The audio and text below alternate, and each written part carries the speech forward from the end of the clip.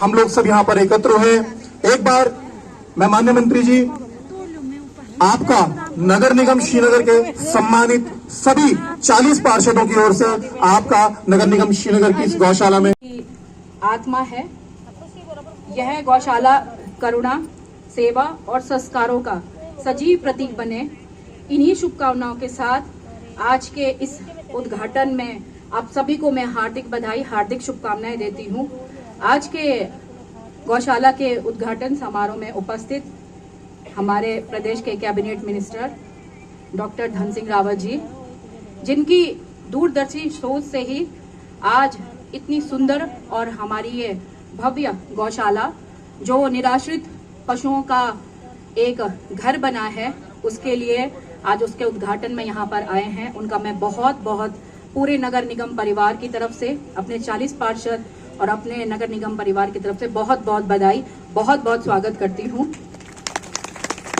उनके साथ यहाँ पर उपस्थित हमारी नगर आयुक्त श्रीमती नूपुर वर्मा जी, जिनकी सोच थी कि यहाँ पर किस प्रकार से हम इस गौशाला को आगे चलाएं, किस प्रकार से हम इसका अच्छा संचालन करें।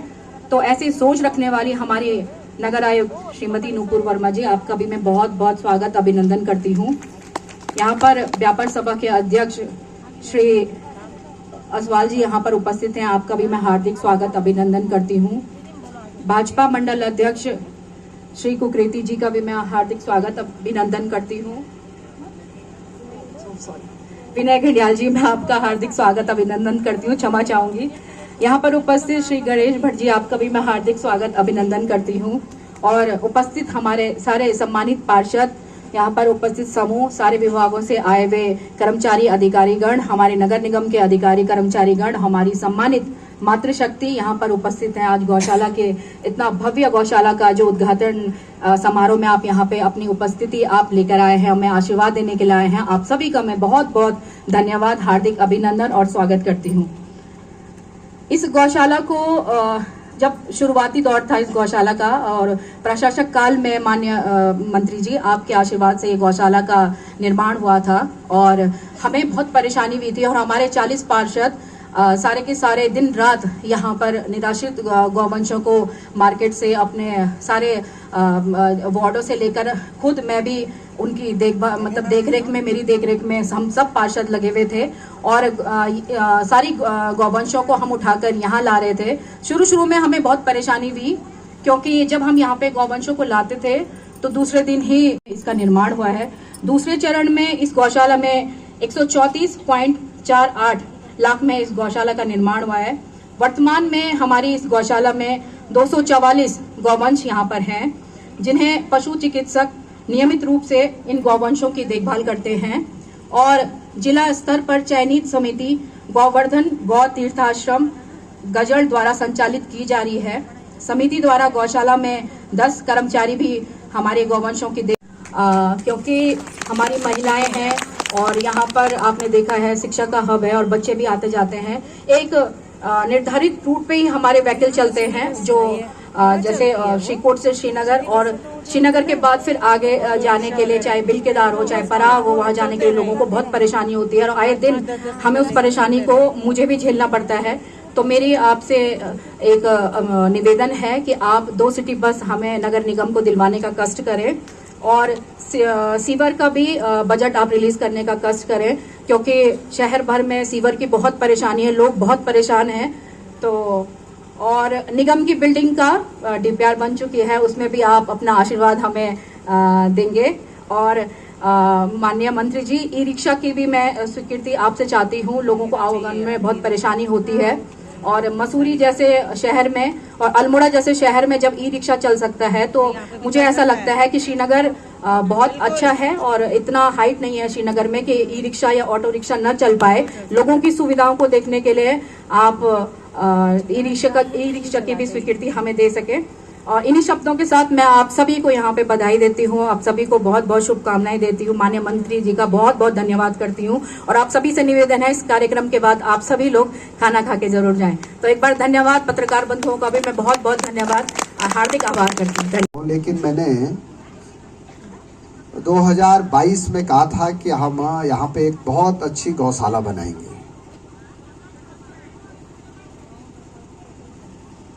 और गौशाला की जमीन ढूंढने में काफ़ी समय लगा।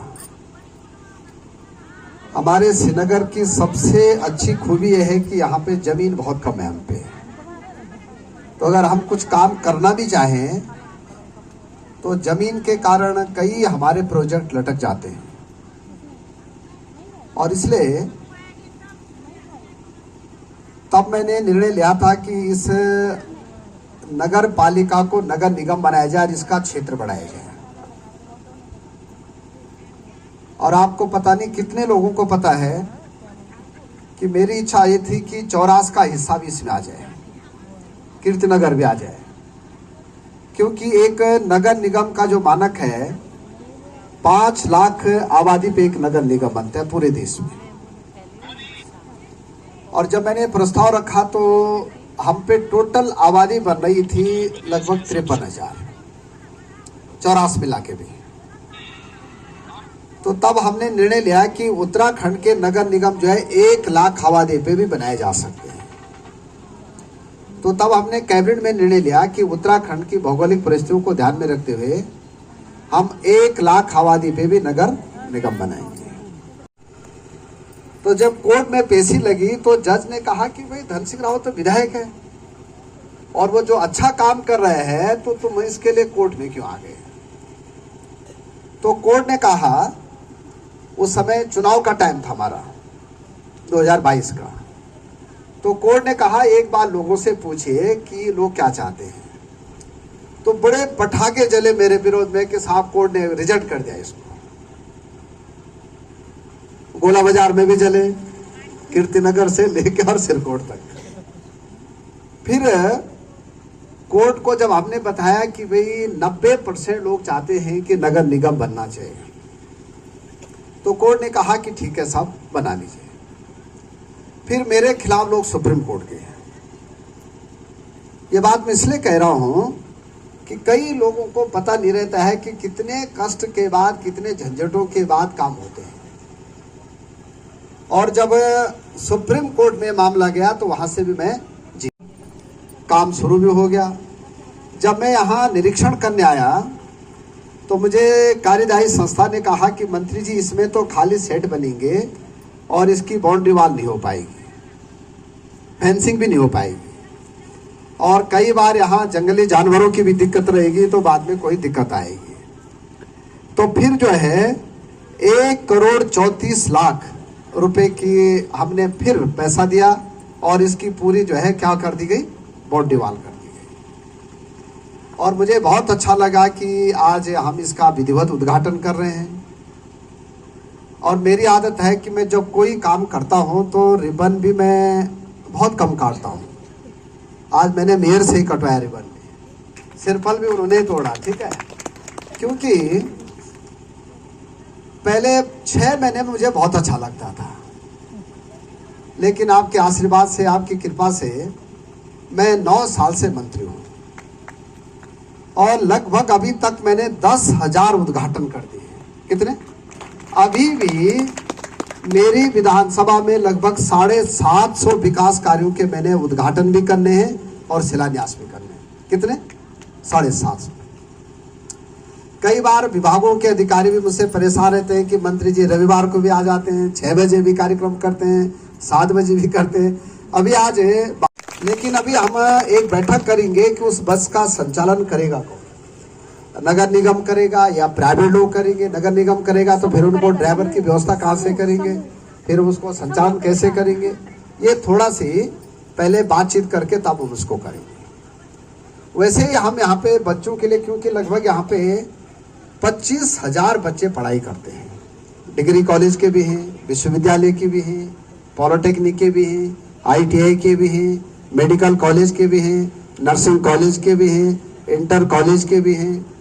तो बच्चों के लिए आने जाने के लिए जो है सुगम हो जाए चीज़ें, तो उसके लिए भी हम ई-रिक्शा जो है एक बार हमने ट्रायल कर ली है। ट्रायल करने में वो सक्सेस हो गया है। अब एक हाई पावर के रिक्शे आ रहे हैं जिन पे की बैटरी थोड़ा सी चढ़ाई पे भी चढ़ सकते हैं, तो उसके लिए भी हमने बहुत जल्दी ट्रायल करके जो है हम चाहते हैं कि 4-5 रिक्शे हम आपको दे दें ताकि बहुत अच्छा यहाँ पे क्या हो जाए, व्यवस्था हो जाए, ये भी हम लोग करने जा रहे हैं। अब मैं इस 1.5 महीने में जो जो काम मैं श्रीनगर के लिए कर रहा हूं वो आपको मैं बताना चाहता हूं कि श्रीनगर के लिए हम एक तो गंगा संस्कृति केंद्र बना रहा हूं मैं, ताकि गंगा म्यूजियम बना रहा हूं मैं 5 करोड़ रुपए की लागत से। ये कहां पे बनना है पता है आप लोगों को? कहां पे बनना है? जहां पे NIT है उसके बगल में बनना है, पेट्रोल पंप के बगल में। बिल्डिंग तैयार हो गई है, अब वहां पे म्यूजियम का सामान आएगा और मुझे लगता है कि 2-3 महीने में उसका हम लोग उद्घाटन कर लेंगे। बहुत सुंदर बनना है, एक बार आप देखने जरूर जाना। एक धारी देवी में यात्रियों की सुविधा हेतु तो हम एक सेंटर बना रहे हैं 1.5 करोड़ रुपए की लागत से, और वो हम महिला समूह को देंगे ताकि महिलाएं जो है वहां पे 10-20 महिलाएं जो है वहां पे स्वरोजगार उनको मिल सके। ये भी हम लोग कर रहे हैं। हमारे पार्षद जी आ रखे वहां के, किधर हैं?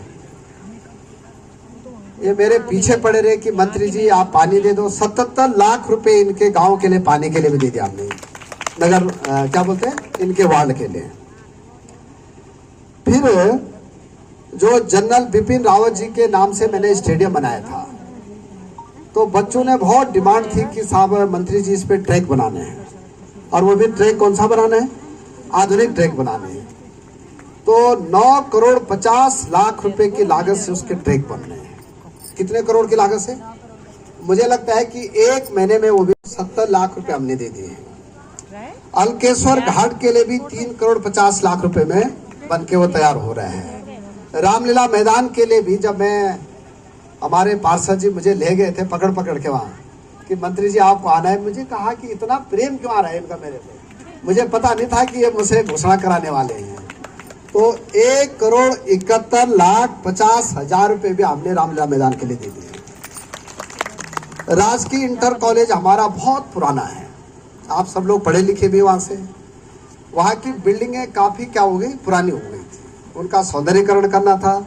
तो लगभग 86 लाख रुपए मैंने वहां के लिए भी दे दिए हैं। यहाँ पे 500 पशु रहने वाले हैं, तो फिर क्या है कि जो पशु